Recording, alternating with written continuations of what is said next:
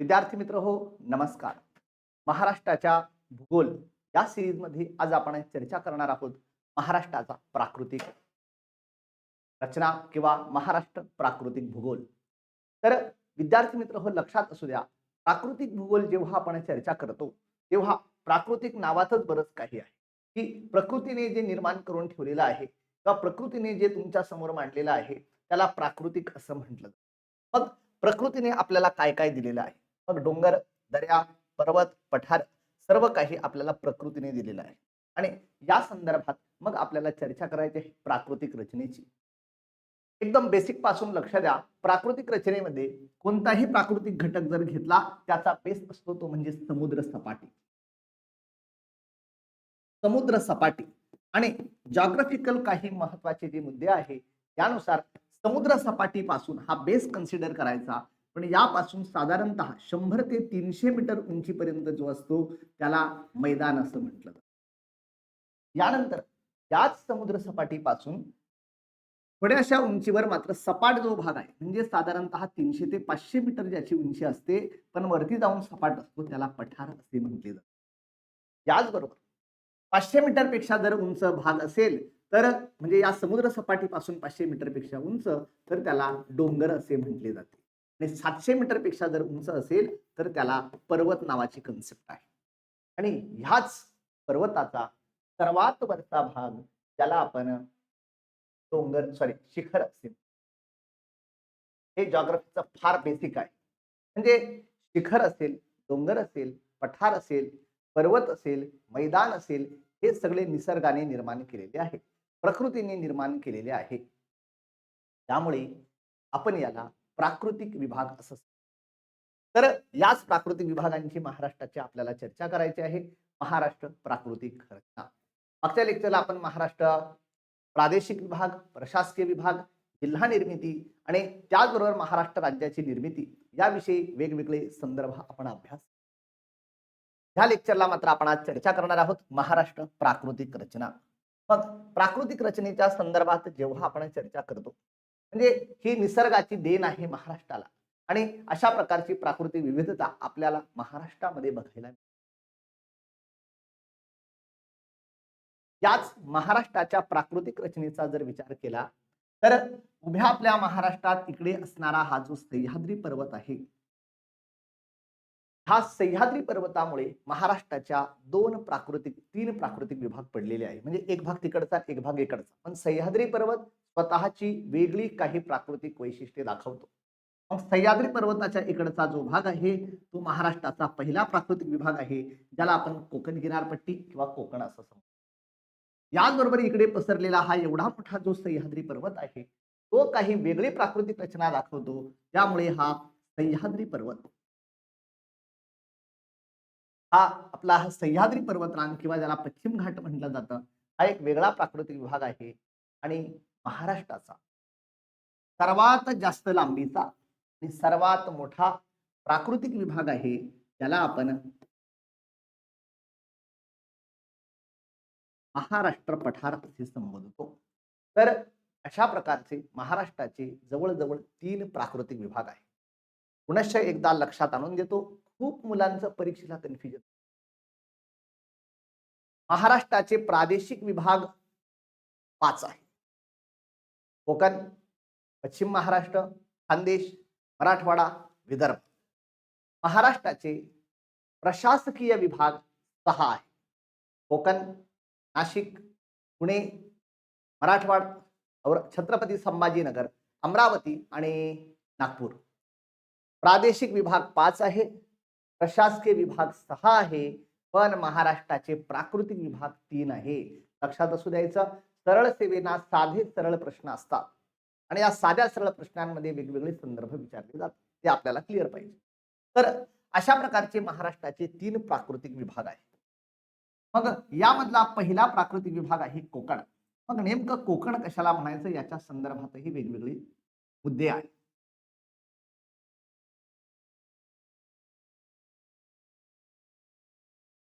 मग महाराष्ट्राचे 3 प्राकृतिक विभाग आहे. पहिला प्राकृतिक विभाग म्हणजे या बाजूला सह्याद्री पर्वताच्या इकडे पसरलेला जो भाग आहे ज्याला आपण कोकण म्हणतो. दुसरा प्राकृतिक विभाग आहे हा सह्याद्री पर्वत आणि तिसरा प्राकृतिक विभाग आहे महाराष्ट्र पठार. हे 3 प्राकृतिक विभाग आहेत. पण या 3 प्राकृतिक विभागांचा जर संदर्भ बघितला तर त्यामधला पहिला प्राकृतिक विभाग आहे तो म्हणजे कोकण. मग महाराष्ट्राच्या प्राकृतिक रचनेवर परिणाम करणारा सर्वात महत्वाचा घटक आहे सह्याद्री पर्वत किंवा ज्याला आपण पश्चिम घाट. पश्चिम घाट हा महाराष्ट्राच्या प्राकृतिक रचनेवर परिणाम करणारा सर्वात महत्वाचा घटक आहे. हे बघा, गुजरात आणि महाराष्ट्राच्या बॉर्डर पासून अगदी तामिळनाडू केरळ पर्यंत गेलेला निलगिरी पर्वत इकडे आहे आणि केरळमध्ये पण काही रांगा गेलेल्या आहेत. पण अशा प्रकारचा हा वेस्टर्न घाट किंवा पश्चिम घाट आणि ह्या पश्चिम घाटाचा जो भाग आपल्या महाराष्ट्र राज्यात आहे त्याला आपण सह्याद्री पर्वत म्हणतो. म्हणजेच सह्याद्री पर्वत पश्चिम घाटात. पण सह्याद्री पर्वताच्या पलीकडे किंवा पश्चिमेकडे असणारा कोकण आणि सह्याद्री पर्वताच्या पूर्वेकडे असणारा महाराष्ट्र पठार असे महाराष्ट्राचे 3 प्राकृतिक विभाग पडतात. मग अशा प्रकारचे 3 प्राकृतिक विभाग आहे. डायग्रामकडे व्यवस्थित लक्ष देत जा, कारण मागच्या काही प्रश्नपत्रिकांमध्ये विचारलेले गेलेले प्रश्न आहेत. अगदी कंबाईन ग्रुप बी ला प्रश्न विचारला होता, अति उंच असणारे डोंगर नकाशात कोणत्या रंगाने दर्शविले जातात. मग आपल्याला माहित पाहिजे गडद हा चॉकलेटी रंग आहे, या रंगाने अशा प्रकारचे अति उंच असणारे डोंगर नकाशात दर्शविले जातात. बाकी अजून भरपूर पॅरामीटर आहे, ते नंतर आपण बघणारच. त्यानंतर पहिला महाराष्ट्राचा प्राकृतिक विभाग आहे कोकण किनारपट्टी. मग कोकण किनारपट्टी विषयी काही महत्वाचे मुद्दे एक्सप्लेन करतो किंवा लक्षात आणून देतो. लक्षात, तर कोकण किनारपट्टी जर आपण बघितली तर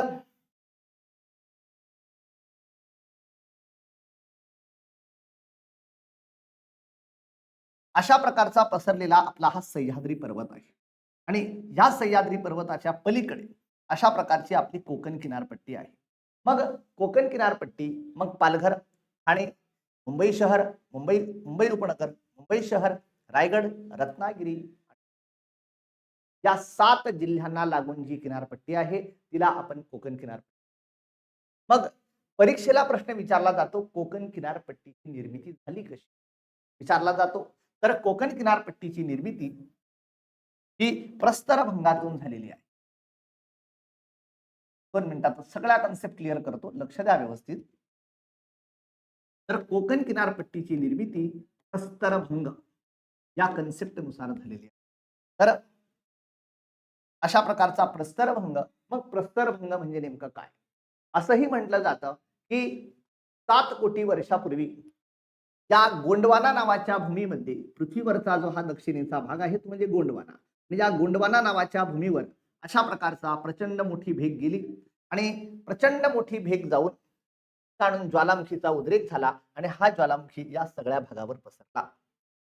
गोंडवाना नावाच्या भूमीवर प्रचंड मोठी भेग गेली, तो भेगी उद्रेक झाला किंवा तो भ्रंशमूलक उद्रेक झाला आणि अशा प्रकारचा तो ज्वालामुखी सगळीकडे पसरला. पण तो ज्वालामुखी ज्या ठिकाणी उंची जास्त राहिली त्या ठिकाणी एक पर्वत तयार झाला.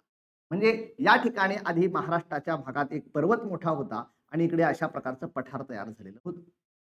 पण हजारो लाखो वर्षे ऊन वारा पावसाचा परिणाम होऊन किंवा जमिनीच्या आतमध्ये काही प्रक्रिया होऊन हा जो पर्वत मोठा तयार झालेला होता, या पर्वताच्या मध्येच काही रिॲक्शन झाल्या आणि त्याला जे ते त्याचा तो पर्वत फुटला आणि त्याचा मलबा किंवा त्याचा भाग हा ढासळला गेला आणि त्याचा भाग ढासळून पर्वताच्या पलीकडे अशा प्रकारची कोकणाची निर्मिती झाली.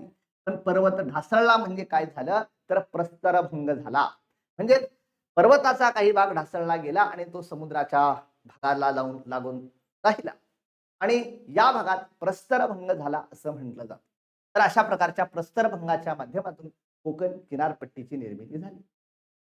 परीक्षेला यदा कदाचित विचारलं याला कोकण हे नाव का पडलं, तर काही आख्यायिका किंवा मायथॉलॉजीत सांगतात की या कोकणाच्या भागात रत्नागिरी जिल्ह्यात परशुराम नावाचं तीर्थक्षेत्र आहे आणि एक विष्णू पुराण आहे आणि या विष्णू पुराणामध्ये विष्णू भगवानाचे जे अवतार सांगितलेले आहे, पहिला अवतार मत्स्य अवतार आहे, दुसरा अवतार कस्य अवतार किंवा कासवाचा अवतार आहे, तिसरा अवतार वराह अवतार आहे, चौथा अवतार नरसिंह अवतार आहे, 5वा अवतार वामन अवतार आहे आणि 6वा अवतार परशुरामाचा सांगितला जातो. आणि अशा प्रकारचे ते परशुराम ते या भूमीत जन्माला आलेले आणि त्यांच्या आईचं नाव होतं कोंकणा. आणि मग परशुरामाच्या आईचं नाव होतं कोंकणा, तिच्या नावावरनं ह्या प्रदेशाला नाव पडलं कोकण. तर जॉग्राफिकल रिजन मध्ये असं सांगितलं जातं की ज्या प्रदेशात सूर्य मावळण्याची ही दिशा आहे, म्हणजे सूर्य कोंकणाची दिशा आहे, म्हणून या प्रदेशाला कोकण असं म्हणतात. फक्त परीक्षेला प्रश्न आला तर आपले काही संदर्भ क्लिअर पाहिजे, यासाठी लक्षात. तर अशा प्रकारची प्रस्तरभंग नावाची कन्सेप्ट आहे आणि या कन्सेप्टने कोकणाची निर्मिती आणि मग आजच्या महाराष्ट्रातील पालघर, ठाणे आणि मग अशा प्रकारचा हा भाग, यांच्यामध्ये हा कोकण पसरलेला आहे.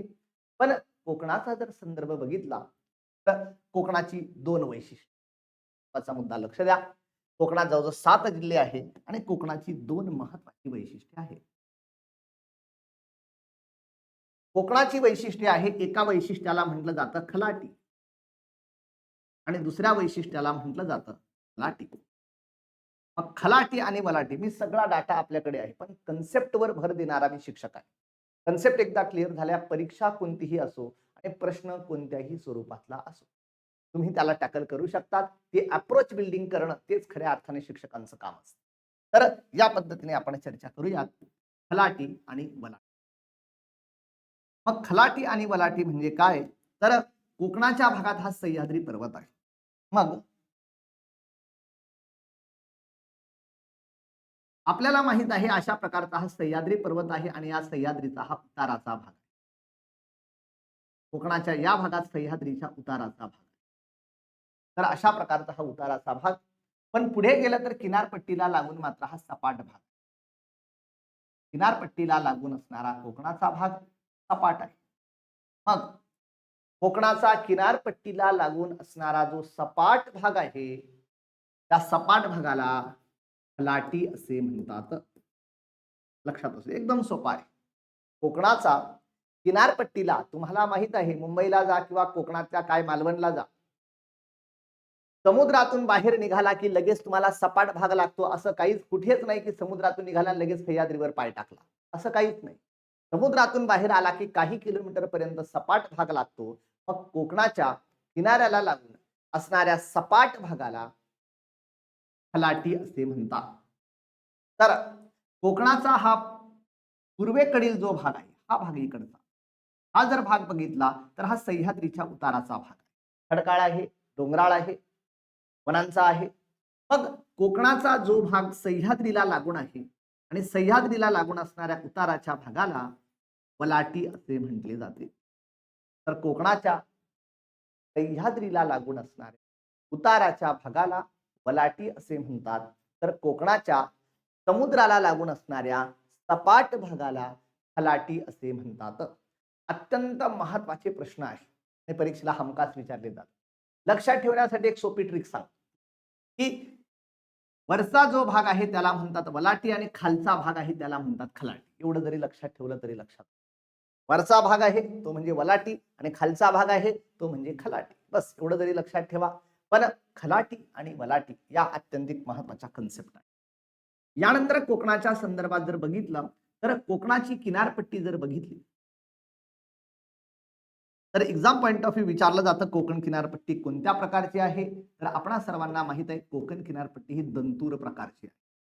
दंतूर प्रकारची म्हणजे पुढे मागे वरती खाली अशा प्रकारची, एकदम सरळ नाही तर पुढे मागे वरती खाली अशा प्रकारची आहे. कधी कधी विनोदाने सांगावं लागतं की आरशात जाऊन आपले दात बघा, आपले दात पुढे मागे वरती खाली असे काहीतरी असणार आहे. तशाच प्रकारची ही दंतूर किनारपट्टी. काही जॉग्राफिकल रिजन मध्ये याच किनारपट्टीला रिया प्रकारची किनारपट्टी ही म्हटलं. तर कोकण किनारपट्टी, खलाटी आणि वलाटी ही महत्वाची वैशिष्ट्ये. 7 जिल्ह्यांमध्ये पसरलेली तंतूर किनारपट्टी रिया प्रकारची आणि निर्मिती झाली आहे प्रस्तरभंगामधून. हे महत्वाचे बेसिक कन्सेप्ट. कोणत्याही परीक्षेचा अभ्यास करायचा, बेसिक चांगले क्लिअर असणं गरजेचं आहे. तर आपला मुद्दा आहे अशा प्रकारची कोकण किनारपट्टी. मग परीक्षकांचा आवडता प्रश्न आहे कोकण किनारपट्टीची लांबी किती आहे. तर महाराष्ट्रात कोकण किनारपट्टीची लांबी 720 किलोमीटर आहे. एकदम महत्वाचा मुद्दा आहे. याचबरोबर कोकण किनारपट्टीला लागून किती जिल्हे आहेत, तर कोकण किनारपट्टीला लागून जवळजवळ 7 जिल्हे आहेत. यानंतर आपल्याला असाही प्रश्न परीक्षेला विचारला जातो 7 जिल्ह्यांपैकी सगळ्यात जास्त किनारपट्टी कोणत्या जिल्ह्याला लागते? डायग्राम कडे बघितलं तर लगेच आपल्या लक्षात येतं हा रत्नागिरी नावाचा जिल्हा आहे. जवळजवळ 225 किलोमीटर लांबीची किनार म्हणजे महाराष्ट्रात सर्वात जास्त किनारपट्टी लाभलेली आहे रत्नागिरी जिल्ह्यात. मुंबई शहर आणि उपनगर जर बघितला तर 114 किलोमीटर लांबीची त्यांना किनार. आणि जर कधी परीक्षेला प्रश्न विचारला महाराष्ट्रात सर्वात कमी किनारपट्टी कोणत्या जिल्ह्याला आहे? कमेंट बॉक्समध्ये मला उत्तर द्यायचं आहे. महाराष्ट्रात सर्वात कमी किनारपट्टी कोणत्या जिल्ह्याला लागून आहे? तर अशा प्रकारची कोकणाची ही काही महत्वाची वैशिष्ट्य किंवा त्यांच्या संदर्भात असणारी मुद्दे. त्यानंतर कोकणाविषयी अजून थोडंसं डिटेल मी लक्षात आणून देतो. कोकण किनारपट्टीची निर्मिती महाराष्ट्राच्या पश्चिमेकडील भाग प्रस्तरभंगामुळे खाली खचला आणि त्यामुळे कोकणाची अरुंद किनारपट्टी निर्माण झाली. हिचा विस्तार सांगायचा तर उत्तरेस दमणगंगा नदीपासून दक्षिणेस तेरेखोल नदीपर्यंत. इतक्यात आपण बघितल्याप्रमाणे कोकण किनारपट्टी ही या कोकण किनारपट्टीचा संदर्भ बघितला तर कोकण किनारपट्टीवर उत्तरेकडील भागामध्ये म्हणजे रायगडचा वरचा भाग आहे, पालघरचा भाग आहे, ठाण्याकडचा भाग आहे, त्यामध्ये तांबूस तपकिरी मृदा आढळते. तांबूस तपकिरी आपल्या कसारा घाटाच्या परिसरात जा, तुम्हाला तांबूस तपकिरी मृदा बघायला मिळेल. तर दक्षिणेकडील सिंधुदुर्ग व रत्नागिरी या जिल्ह्यांमध्ये लोहयुक्त जांभी मृदा आढळते. सिंधुदुर्ग आणि रत्नागिरी जिल्ह्यांमध्ये पावसाचं प्रमाण जास्त असतं, त्यामुळे त्या भागात लोहयुक्त जांभी मृदा आढळते. कोकण किनारपट्टीची लांबी 720 किलोमीटर आहे, हे आपण बघितलेलंच आहे. कोकण किनारपट्टी ही सरळ रेषेसारखी नसून ती ठिकठिकाणी वक्राकार अशा प्रकारची वक्राकार झालेली आहे. त्यामुळे त्या कोकण किनारपट्टी संतूर किनारपट्टी असेही म्हटले जाते. सगळं क्लिअर आहे. कोकण किनारपट्टीची रुंदी 30 ते 60 किलोमीटर असून उल्हास नदीच्या खोऱ्यात तिची रुंदी सर्वात जास्त आहे. हा प्रश्न विचारला जातो. कोकण किनारपट्टीची रुंदी सर्वात जास्त कोणत्या भागात आहे? तर उल्हास नदी खोरे. कोकणाचं जर क्षेत्रफळ आपण बघितलं तर कोकणाचं क्षेत्रफळ मी मुद्दामून आणलेलं आहे, कारण महाराष्ट्राच्या प्रशासकीय विभागांचा क्षेत्रफळानुसार योग्य क्रम लावा असा एक प्रश्न विचारला जातो. मग त्यामध्ये आपल्याला कोकणाचं क्षेत्रफळ माहित पाहिजे. कोकणाचं क्षेत्रफळ आहे 30,394 आणि महाराष्ट्राचा सर्वात लहान आकाराचा प्रशासकीय विभाग आहे कोकण प्रशासन. याबरोबरच कोकण किनारपट्टीला सर्वाधिक समुद्र किनारा रत्नागिरी आणि जे उत्तर विचारलं होतं त्याचा इथे आलेलाच आहे डाटा, तो म्हणजे सर्वात कमी किनारपट्टी ठाणे जिल्ह्याला फक्त 25 किलोमीटर. फक्त 25 किलोमीटर लांबीची किनारपट्टी ठाणे जिल्ह्याला लागून आहे आणि अशा प्रकारचा कोकण मुद्दा. कन्सेप्ट क्लिअर झाले असतील. त्यानंतर खलाटी आणि वलाटी ऑलरेडी आपण बघितलेला आहे. पश्चिमेकडील अरबी समुद्रालगतचा सखल भाग म्हणजे खलाटी, त्या भागात लहान मैदानी खड्या, वाळूचे दांडी, खाजणी, चौपाटी तसेच समुद्र लाटांनी तयार केलेली भूरूपे आढळतात. वलाटी म्हणजे काय? कोकण किनारपट्टीचा सह्याद्री पर्वताकडील पायथ्यालगतच्या भागाला वलाटी असते. उंची जरा जास्त आहे आणि उतार तीव्र स्वरूप. या भागात डोंगराळ भाग, वेगाने वाहणाऱ्या नद्या आणि दऱ्याखोऱ्यांचा भाग अशी त्याची आपल्याला येतात. तर अशा प्रकारचा हा कोकण किनारपट्टी. त्यानंतर कोकण किनारपट्टीचं पुढचं महत्वाचं वैशिष्ट्य आहे खाड्या. मग खाडी म्हणजे काय ते आपल्याला क्लिअर असायला हवा, म्हणून हा डायग्राम आणि हा डाटा मी आणले. समुद्राचे पाणी नदीच्या मुखात जिथपर्यंत आतमध्ये शिरते तिथपर्यंतच्या भागास खाडी असे म्हणतात. भारतातील पश्चिम किनारपट्टीचे खाडी हे वैशिष्ट्य आहे आणि खाडीचे पाणी समुद्रातून आलेलं असतं, त्यामुळे ते निमखारे असतं. मग खाडी म्हणजे काय परत एकदा थोडंसं क्लिअर करतो, लक्षात. खाडी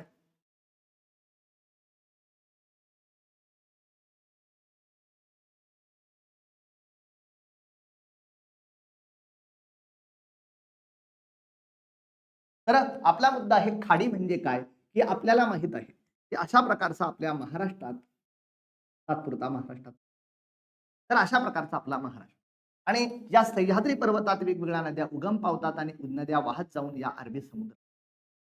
पण सह्याद्री पर्वताची उंची हिमालयाच्या मानाने खूप कमी आहे, त्यामुळे सह्याद्री पर्वतावर काही बर्फ पडत नाही. पावसाळ्यात भरपूर पाऊस पडतो आणि नद्या दुथडी भरून वाहतात. पण एकदा उन्हाळा सुरू झाला की याच नद्या कोरड्या पडतात आणि नद्यांना कोणतंही पाणी नसतं. नद्या जरी कोरड्या पडल्या तरी समुद्र कोरडा पडत नाही. त्यामुळे समुद्राच्या लाटा ती ओहोटी कंटिन्युअसली चालू असते. समुद्राच्या लाटांची भरती ओहोटी कंटिन्युअसली चालू असते. यात एक फार प्रसिद्ध शेर आहे.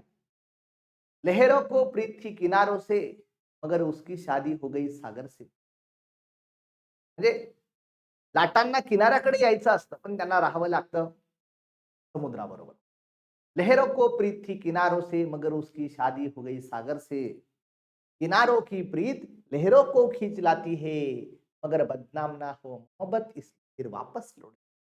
फार सुंदर शेर आहे. तर आपला जो मुद्दा चालला की नद्या कोरड्या पडल्या उन्हाळ्यात पण समुद्र काही कोरडा पडलेला नाही आणि समुद्राची भरती ओहोटी येतच असते आणि नदी ज्या ठिकाणी समुद्राला मिळते त्या ठिकाणी समुद्राचं पाणी नदीच्या पात्रात आतमध्ये शिरतं म्हणजे मुखामध्ये शिरतं आणि समुद्राचं पाणी नदीच्या मुखामध्ये शिरून येऊन जाऊन हे खडक ढिले होतात आणि काही वर्षानंतर लक्षात येते की त्या भागात अशा प्रकारचे हे खडक ढिले जाऊन नदीच्या मुखाशी अशा प्रकारचा प्रदेश तयार झाला. हे खडक निघून गेले. त्यामुळे अशा प्रकारचा प्रदेश तयार झाला. त्यामुळे समुद्राला भरती आली की तिचं पाणी नदीच्या पात्रात या भागापर्यंत जातं आणि या भागापर्यंत ही जी जॉग्राफी किंवा जॉमेट्री तयार झाली त्यालाच खाडी असे म्हणतात. बेसिक कन्सेप्ट आहे, लक्षात असू द्या. त्यालाच खाडी असे म्हणतात आणि खाडी नावाची ही कन्सेप्ट. मग आपला मुद्दा आहे खाड्या.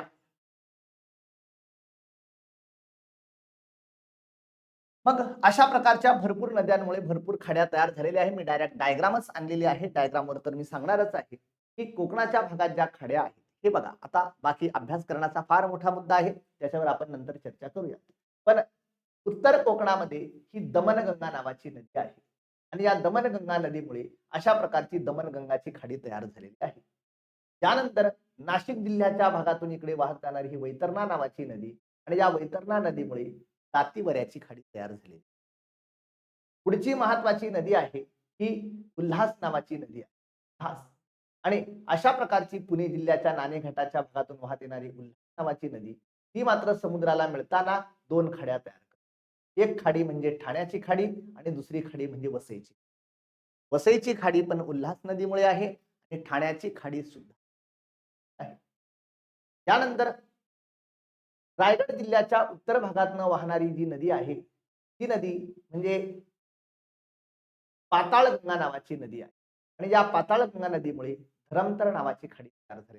अंबा नदी पण तिला नंतर मिळते पण पाताळगंगा नदीमुळे धरमतरची खाडी आहे. कुंडलिका नदीमुळे ही रोह्याची खाडी तयार झालेली आहे. काळ नदी जी या भागात मिळते त्या भागात राजापूरची खाडी आहे. याचबरोबर महाबळेश्वरच्या भागात ज्या 5 नद्या उगम पावतात कृष्णा, कोयना, वेण्णा, गायत्री आणि सावित्री. ही सावित्री नदी या कोकणाच्या भागात वाहत जाते आणि रायगड रत्नागिरीच्या सीमेवर बाणकोटची खाडी तयार. तर अशा प्रकारची बाणकोटची खाडी याचबरोबर रत्नागिरी जिल्ह्यातील भारजा नदीमुळे तिळशी नावाची खाडी तयार. रत्नागिरी जिल्ह्यातली सर्वात महत्वाची नदी वाशिष्ठी आणि या वाशिष्ठी नदीमुळे दाभोळची खाडी तयार झालेली आहे. याचबरोबर रत्नागिरी जिल्ह्यातील शास्त्री नावाची नदी आहे आणि या शास्त्री नदीमुळे जयगड खाडी तयार झालेली आहे. जयगड बंदर फार प्रसिद्ध आहे किंवा शास्त्री नदीमुळे ही जयगडची खाडी तयार झालेली आहे. त्याचबरोबर परीक्षेला विचारले गेलेले बरेच महत्वाचे प्रश्न आहे. एक काजळी नावाची या काजळी नदीमुळे त्याची खाडी तयार झाली. भाटे परीक्षेला विचारलेला प्रश्न आहे नारळ संशोधन केंद्र कोणत्या ठिकाणी. तर हे नारळ संशोधन केंद्र भाटे या ठिकाणी आहे आणि ती भाट्याची खाडी तयार झालेली आहे. याचबरोबर मुचकुंदी नदीमुळे पूर्णगड नावाची खाडी आहे. काजवी नदीमुळे जैतापूरची खाडी आहे. जैतापूर अणुऊर्जा प्रकल्प फार भिजत घोंगडं पडलेला आहे, माहित आहे. याचबरोबर शुक नावाची नदी आहे. रत्नागिरी आणि सिंधुदुर्ग जिल्ह्याच्या सीमेवरून वाहणारी शुक नावाच्या नदीमुळे विजयदुर्गची खाडी आहे. देवगड नदीमुळे किंवा गड नदीमुळे देवगडची खाडी आहे. आचरा नावाची नदी आहे त्याच्यामुळे आचऱ्याची खाडी आहे. याचबरोबर गड नावाची इकडे नदी आहे त्यामुळे कालावलीची खाडी तयार झालेली आहे. इकडे कर्ली नावाची नदी आहे मालवणच्या जवळ, त्या भागात कर्ली नावाची खाडी तयार झालेली आहे आणि महाराष्ट्राच्या सर्वात दक्षिणेकडून असणारी खाडी ती म्हणजे तेरेखोल नदीमुळे तेरेखोलची खाडी आहे.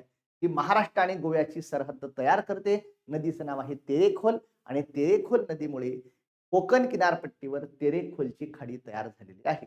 तर परीक्षकांचा आवडता मुद्दा आहे. एका बाजूला खाड्या, एका बाजूला जिल्हे किंवा एका बाजूला खाड्या, एका बाजूला नद्या किंवा कधी कधी असाही प्रश्न विचारला जातो, रायगड आणि रत्नागिरी जिल्ह्याच्या सीमेवर कोणती आपल्याला माहित पाहिजे. रायगड आणि रत्नागिरी जिल्ह्याच्या सीमेवर पानकोटची खाडी किंवा रत्नागिरी आणि सिंधुदुर्ग जिल्ह्याच्या सीमेवर कोणती खाडी आहे, तर ती विजयदुर्गची खाडी किंवा महाराष्ट्र आणि गोवा यांची सरहद्द तयार करणारी खाडी कोणती, तर ती तेरेखोलची खाडी किंवा महाराष्ट्राच्या उत्तर सीमेवरून कोणती नदी वाहते, तर ती दमणगंगा नावाची नदी आहे. असे कोणतेही प्रश्न विचारले जातात किंवा कधी कधी त्यांचा पॅटर्न असतो, दिलेल्या खाड्यांचा उत्तरेकडून दक्षिणेकडे योग्य असणारा क्रम ओळखा. मग यामध्ये या खाड्या पाठ कराव्या लागत नाही, पण जिल्हावाईज नद्यांवाईज त्या जर लक्षात ठेवल्या तर आपल्या कन्सेप्ट क्लिअर होतात. फॉर्म्युले भरपूर आहे, पण फॉर्म्युल्यांचा प्रॉब्लेम असा आहे की प्रश्न आता फॉर्म्युल्यांच्या पुढे यायला लागलेले आहे. त्यामुळे कन्सेप्टवर जास्तीत जास्त भर द्या आणि एकदा कन्सेप्ट क्लिअर झाल्या की तुम्हाला जास्तीत जास्त त्याचा आउटपुट मिळणार आहे. मग कोणत्या जिल्ह्यात कोणती खाडी आहे हे तुम्ही ऑब्झर्व करू शकतात. अगदी मुंबई शहर, मुंबई उपनगर जिल्ह्यात सुद्धा मनोरी, मालाड आणि माहीम या खाड्या आहेत. बाकी रायगड जिल्हा, रत्नागिरी जिल्हा, सिंधुदुर्ग जिल्हा सगळ्या खाड्यांची. तर कोणत्या जिल्ह्यात कोणत्या खाड्या आहे हमखास विचारलेले प्रश्न आहे. परीक्षेचा अति अति अति महत्वाचा प्रश्न आहे. कोकणातील खाड्या. तर खाड्या हे कोकणाचं वैशिष्ट्य आहे किंवा कोकण किनारपट्टीचं, हे आपण बघितलं. त्यानंतर आपल्याला चर्चा करायची आहे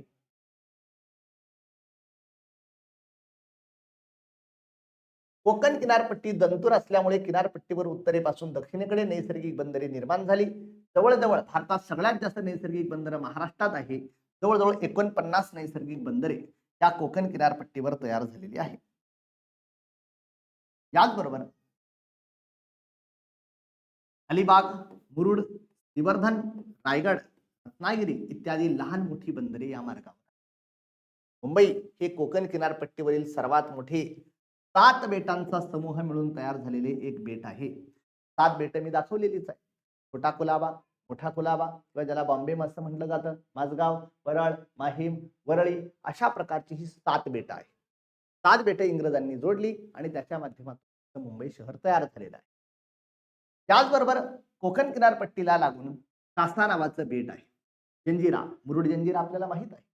तर तो जंजिरा, कुलाबा, खांदेरी, उंदेरी, तर अशा प्रकारचे साष्टी रायगड जिल्ह्यात आहे. खांदेरी, उंदेरी, त्यामुळे हे सगळे रायगड जिल्ह्यातले आहे. साष्टी, मढ, कुलाबा, छोटा कुलाबा, माझगाव, परळ, माहीम, कुरटे, अंजनदीव, घारापुरी ही बेटे पश्चिम आहे. कोकण किनारपट्टीला लागून जी बेटे आहे ती अशा प्रकारची पश्चिम किनारपट्टी.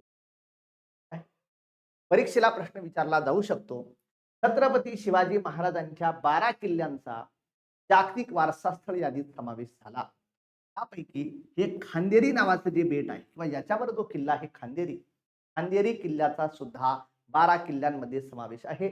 लक्षात असू द्या, खांदेरी किल्ला रायगड जिल्हा. म्हणजे कोणताही अभ्यास करताना त्याचा करंटशी काय रिलेशन आहे ते डोक्यात ठेवूनच आपल्याला अभ्यास करावा लागतो, तरच मार्क मिळतात. मेरिटमध्ये यायचं या लेवलचा अभ्यास करावा लागणार आणि त्या लेवलची तयारी आपण करतो आहोत. याचबरोबर शिवाजी महाराजांनी बांधलेला सिंधुदुर्ग किल्ला हा कुर्टे नावाच्या बेटावर आहे. कुर्टे नावाचं बेट. त्याचबरोबर एलिफंटा लेणी जी घारापुरी बेटांवर आहे, एलिफंटा केव्ज किंवा एलिफंटा लेणी घारापुरी बेटावर आहे. तर अशा प्रकारची कोकण किनारपट्टी महाराष्ट्राच्या भूगोलाच्या दृष्टिकोनातून सर्वात महत्वाचा टॉपिक आहे. तर कोकण किनारपट्टी.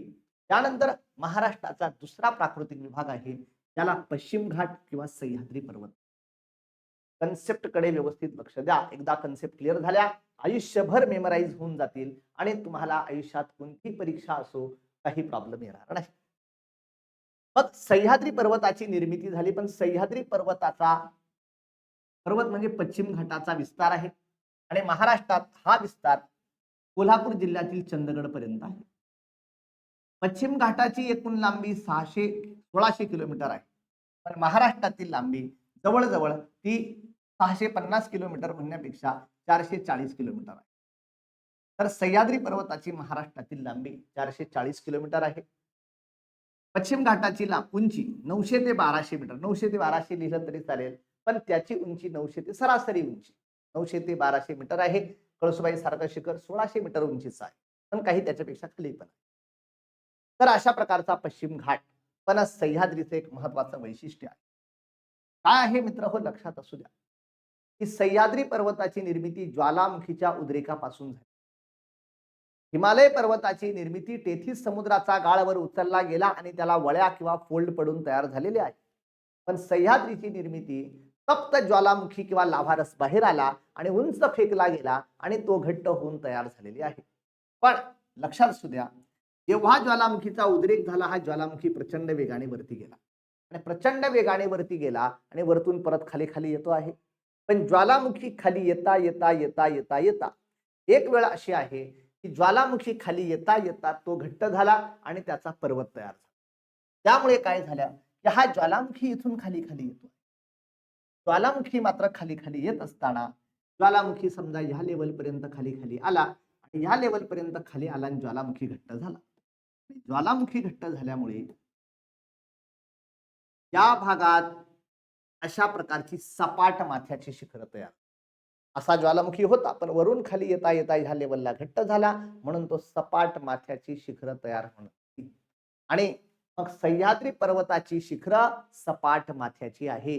महाबळेश्वरला जाऊन बघा, पाचगणीला जाऊन बघा, माथेरानला बघा, अगदी कळसुबाईवर जाऊन बघा, वरती काय आहे, सपाट माथ्याची शिखर आहे. हे सह्याद्रीचं महत्वाचं वैशिष्ट्य आहे, सपाट माथ्याची शिखर. आणि सह्याद्रीच्या सपाट माथ्याच्या शिखरांना घाटमाथे असे म्हटले. अत्यंत महत्वाची कन्सेप्ट आहे. सह्याद्रीच्या सपाट माथ्याच्या शिखरांना घाटमाथे असं म्हटलं जातं. कोकणाची वैशिष्ट्य होती खलाटी आणि वलाटी. अशा प्रकारचं सह्याद्री पर्वताची वैशिष्ट्य काय आहे, घाटमाथे. बाकी घाटमाथे आणि ती शिखर आपण बघणारच आहोत. तिचा काही कन्सेप्ट क्लिअर करूया. ही सह्याद्रीतील काही महत्वाची शिखर आहे, बघून घ्या.